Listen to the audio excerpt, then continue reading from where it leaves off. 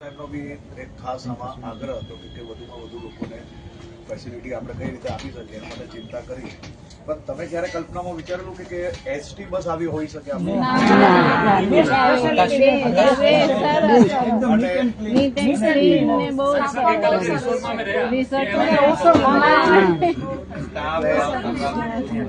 આપણે બધા સરકારી બસ એટલે આપણા મનમાં શું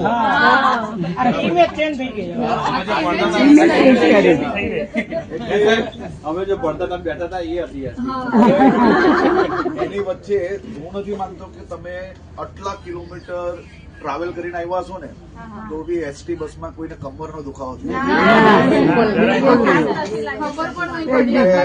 ખાસ તમે જયારે પ્રાર્થના કરો ને ત્યારે મારા એસટી બસના ડ્રાઈવર, કંડક્ટર, એસટી પરિવાર આપણે હંમેશા સરકારી સિસ્ટમને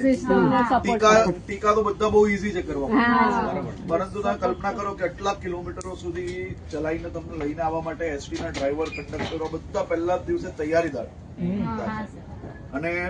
આટલા કિલોમીટરો બસ ચલાવવી કઈ ઈઝી નથી,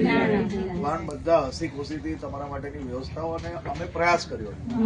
ખાસ કરીને સીએમ સાહેબે બધી જ છૂટ આપી એટલે આ રહેવાની વ્યવસ્થાઓ બી આપણે ઊભું કરી શક્યા અને બધું મેક્સિમમ જેટલું થાય એટલું કર્યું છે. પરંતુ તો બી તમને તકલીફ પડી હોય એટલે ખાસ કરીને તમે જયારે ડૂબકી મારો ત્યારે મારા એસટી પરિવારના માટે